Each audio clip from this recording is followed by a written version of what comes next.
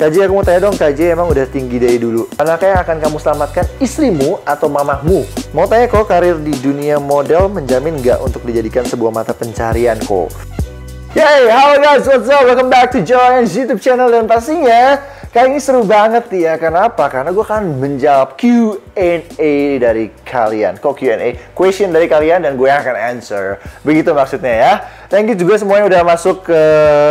banyak sih ke direct message ya. Dan juga ke yang lain-lain, thank you. Gue akan coba untuk menjawab, tapi nggak semuanya sih ya, karena kepanjangan. Jadi gue akan jawab beberapa ya. Langsung aja. Oke, yang pertama ini dari Mario Soriton. Hai Ko J, minta tips dong bagaimana meningkatkan kemampuan public speaking. Wah. Kalau jawab tuh panjang banget ya, tapi sebetulnya kalau public speaking itu yang pertama, basicnya adalah percaya diri dulu. Nah, kalau udah bisa percaya diri, baru lo bisa lanjutkan untuk belajar public speaking. Karena public speaking ini banyak banget yang harus pelajarin. Dari artikulasi, lo juga mesti belajar bagaimana misalnya pidato, bagaimana misalnya presenting, bagaimana misalnya lo membuat skrip. Itu semua banyak banget, itu semua bagian dari public speaking. Jadi, kalau tipsnya agak panjang kalau ngomongin public speaking, tapi basicnya adalah lo harus perbaikin dulu percaya diri lo. Ketika percaya diri lo udah oke banget, baru lo belajar public speaking. Nah, bagaimana cara untuk meningkatkan percaya diri? Lo bisa nonton di video gue sebelumnya, How to Boost Your Confidence. Oke? Yang kedua dari _Valentino99. KJ, aku mau tanya dong, KJ emang udah tinggi dari dulu? Atau ada latihan tertentu? Nah, kalau boleh tahu latihannya apa aja ya? Soalnya aku pernah ditolak masuk modeling gara-gara kurang tinggi. Haha. Thank you. God bless and sukses selalu. Thank you. Tinggi dari dulu enggak sih, dulu waktu lahir kecil kebetulan. Iya enggak, intinya jadi ketika gue SMP dulu itu adalah gue pendek sebetulnya.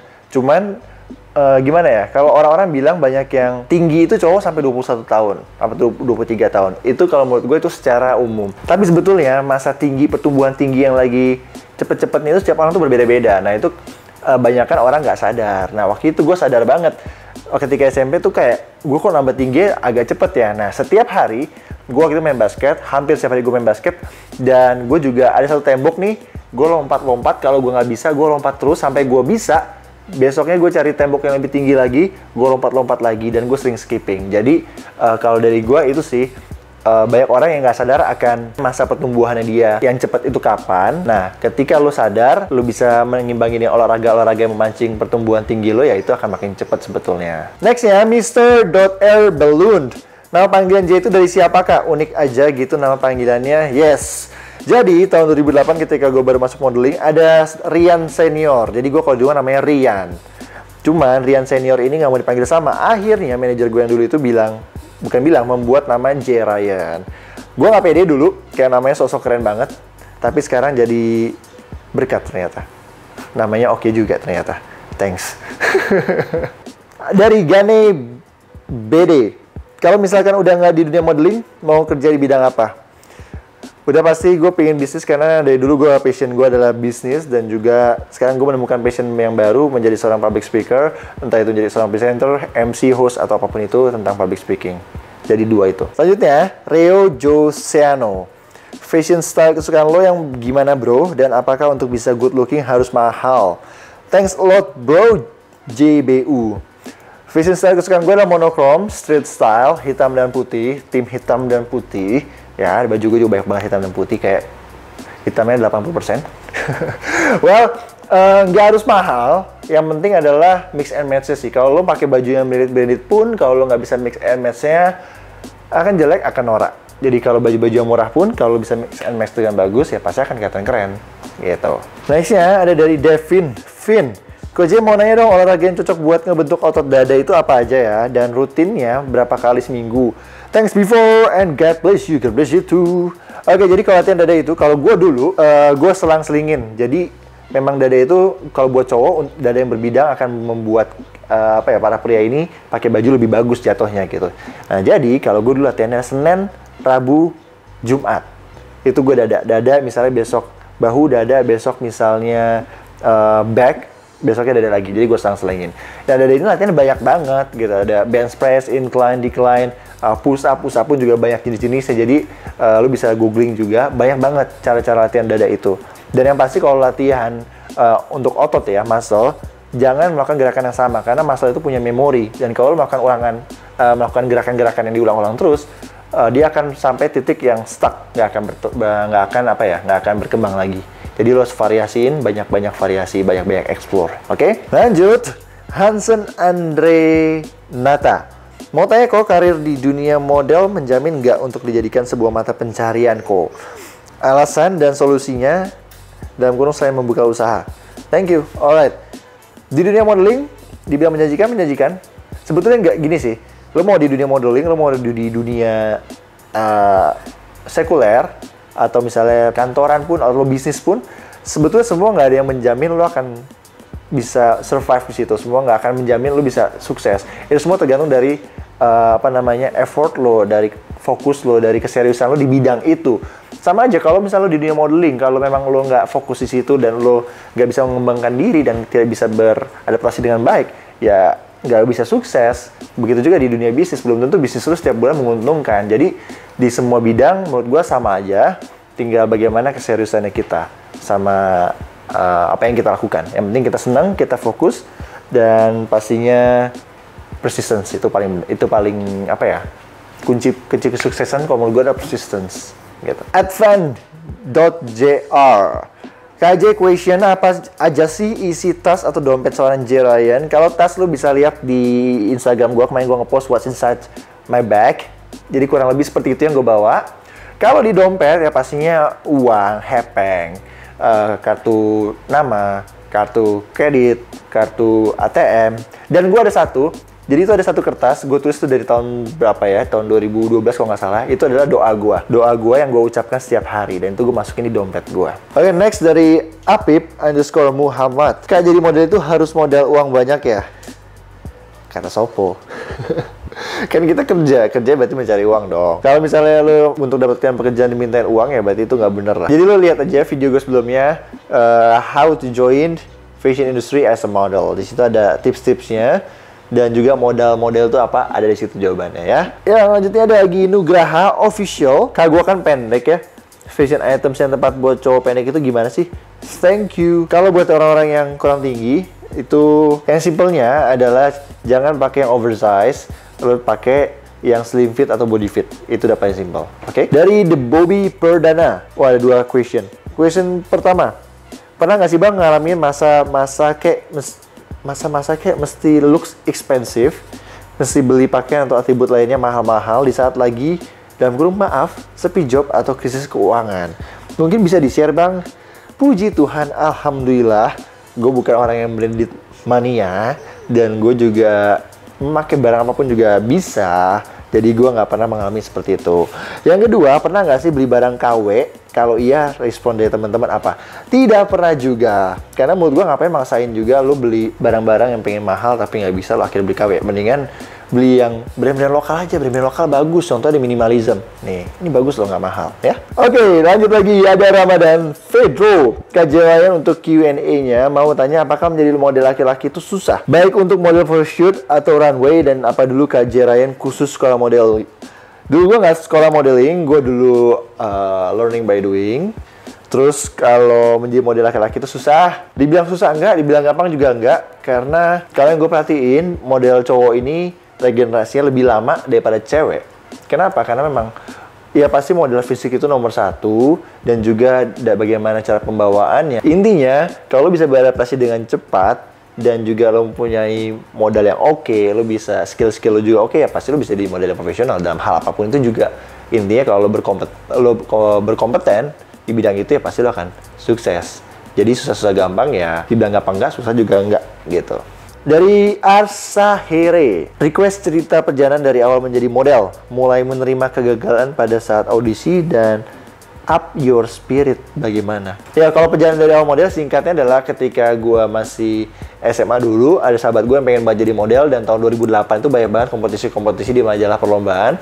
Singkatnya, gue yang ikut, dia yang enggak. Dan akhirnya gue menang, dan gue dikenalkan ke manajemen itu. Jadi singkatnya seperti itu. Dan kegagalan pasti banyak banget. Itu udah kayak ngelamar pekerjaan aja ya. Jadi ya udah kebal sih sebetulnya. Dan up your spirit itu mungkin maksudnya ini kali ya. Gimana cara gue semangat ketika mengalami kegagalan kali ya. Ya pokoknya gue anggap ketika gue gagal audisi berarti gue kurang berkompeten, berarti gue harus memperbaiki diri gue lagi untuk bisa jauh lebih baik. Gue anggap itu sebagai proses dan gue sangat menikmati sebuah proses perjalanan hidup gue. Bersyukur. Siwon Kodri, KJ kenapa sih KJ nggak berkarir di kancah internasional? Padahal kan dari segi fisik KJ itu udah cocok banget di dunia model internasional. Kayak Lucky B. Smith, Baptiste Giabiconi, Brad Kronik. Well, banyak juga pertanyaan seperti itu. Sebenarnya udah ada, memang dulu sempat ada nawarin dari agensi Singapura, dari agensi Malaysia, dari waktu itu juga Bangkok juga pernah, dari Eropa juga sempat ada. Ya cuman intinya adalah kalau gue memang punya target di dunia modeling ini dan passion gue sebenarnya adalah bukan menjadi seorang model aja, dan gue pengen menjadi seorang businessman. Itu dari dulu udah seperti itu. Jadi kalau menurut gue ke luar negeri it's good for your experience, tapi untuk waktu menurut gue sayang banget. Kenapa? Karena ketika lo ke luar negeri lo mulai dari nol lagi. Ya kalau sukses di sana, kalau enggak ya kan. Jadi daripada gambling, menurut gue lebih mending fokus di sini dan memulai karir bisnis gue. Seperti itu.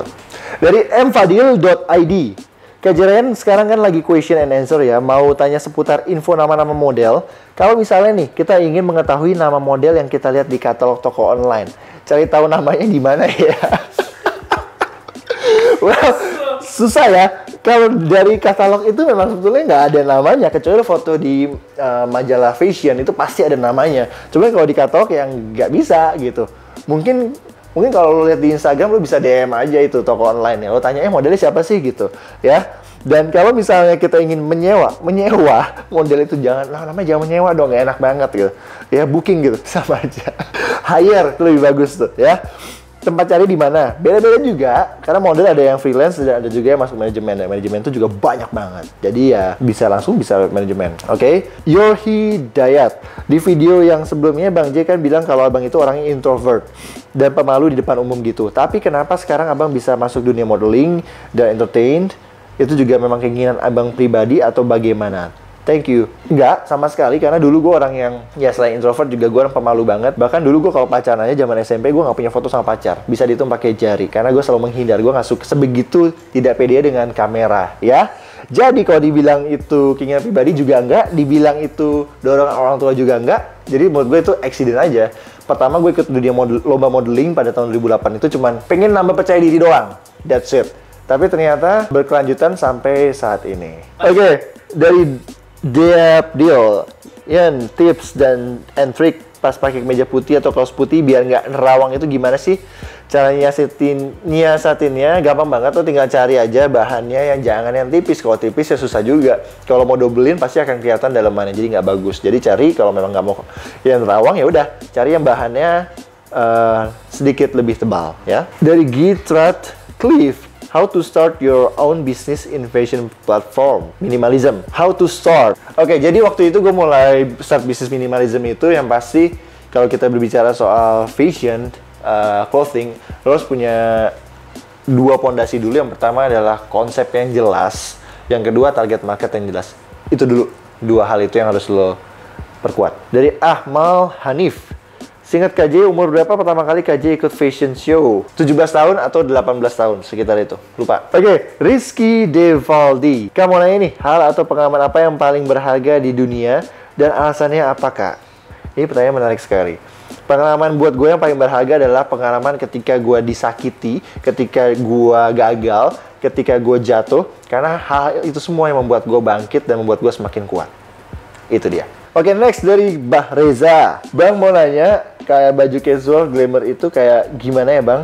Atau sama kayak baju pesta untuk pria ya Bang? Casual glamour. Oke, kalau ngomongin casual glamour, pertama kali yang muncul di gua adalah lo pakai t-shirt, lo pakai blazer, lo pakai chinos atau lo pakai celana hitam dan lo pakai sepatu Keds tapi bukan sepatu sneakers. Sepatu Keds yang agak-agak formal. Gimana tuh maksudnya ya? Gue bingung. Pokoknya intinya itu. Itu casual glamour. Nextnya lagi ada dari Hadi Muhammad. D-nya 3. Kak, gue mau nanya dong, gimana cara ngadepin rasa minder karena orang lain lebih good looking daripada kita? Jawabannya, bersyukur. Karena kalau udah bersyukur ya udah, lo ngeliat orang lain bukan menjadi saingan lo, tapi memang ya lo sadar juga sih, tiap orang kan beda-beda, lo nggak bisa sama dengan orang lain dan juga orang lain nggak bisa sama dengan lo. Jadi bersyukur aja. Itu jawabannya ya. Dari Syafiran P _ manakah yang akan kamu selamatkan, istrimu atau mamahmu jika dalam sebuah keadaan yang tidak diinginkan? Ini cakep nih. Yang pasti pertama adalah nyokap gue. Kenapa? Karena nyokap gue udah tua, ya kan? Pasti kalau istri gue masih seumuran lah, masih muda, masih lebih muda daripada nyokap gue, masih bisa berjuang sendiri. Nah, tapi entah ketika gue sudah menyelamatkan nyokap gue balik lagi nih. Tapi kalau udah balik lagi nggak terselamatkan, ya udah kita berdua meninggal nggak apa-apa.